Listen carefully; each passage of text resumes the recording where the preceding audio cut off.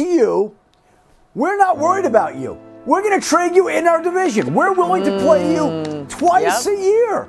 Okay, go to Detroit. Go to Minnesota. Adam, that's foolish, though. I don't know what's wrong with it. Because he can play. And he's going to be around for the next several years. So either...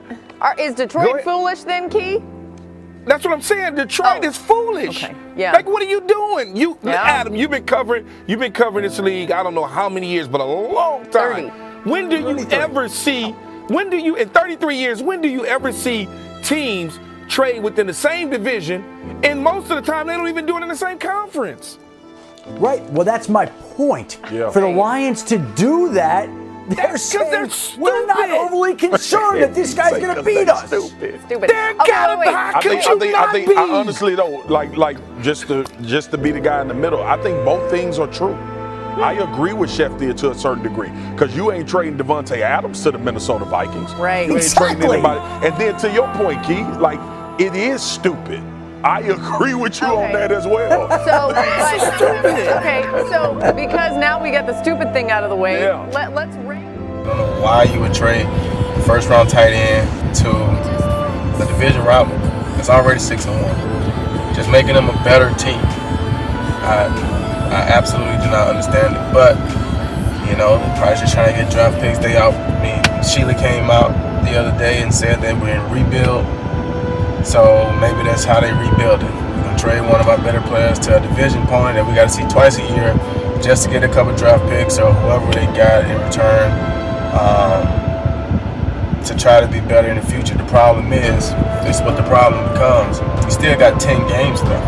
And if things get so bad, out of hand, those 10 games, how long do you let it go on? Your players are going to start dropping down. It's cold in Detroit.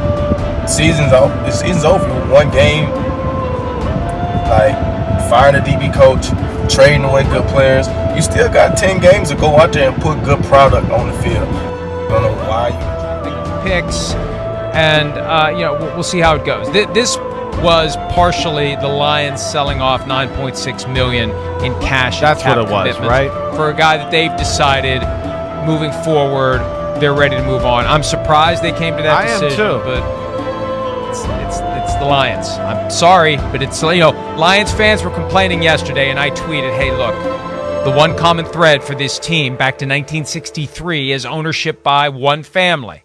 And dysfunctional teams do dysfunctional things, and dysfunctional teams have dysfunctional owners, and they never get called out for it. They never get criticized for it. They never do anything that's so over the top that attracts widespread ridicule and scrutiny. But I'm sorry, from William Clay Ford to his widow to their daughter, it's just not working. And at one point, Bill Ford, the son, was part of it and was trying to take over, and he got fired, essentially kicked out of the operation by the family. At some point, and what can you do as a fan? What can you really do? We saw the revolt with Matt Millen. That was the one time when it started to really coalesce that maybe they should just sell the damn team. But you're shouting into a void when you want ownership to sell, because you know what? Even though ownership may not be winning enough games for your liking, it still continues to be a kick-ass investment. With all the money that is shared via the TV revenue and all the other revenue that gets carved up among 32 teams, who cares if nobody's at the games? We're still making money. And it's hard to convince any owner to part ways with that investment until they just get to a point where they just think they're wasting their time. But after 60 years, you would think the Fords would have gotten to this point a long time ago. So Lions fans, and every reboot, we get excited for the Lions. Every time. They're bringing in Matt Patricia. They're going to do it the Patriot way. Well, that didn't work. Dan Campbell, this kneecap biting, rough and tumble, Chris Spielman, that's going to work. That's not working. Before that, Jim Caldwell was working. That's the thing, when they periodically stumble into a situation that works, they don't know enough to keep it going. Yeah. I feel bad for Lions. I feel worried too. They love football up there. We know that. I mean, that's and then again with this move too, it's also just it's a little bit like, you wonder where they're going. That's what I thought. Just like, wow, this is one of the better players on their team. I'm kind of surprised they're letting this guy go.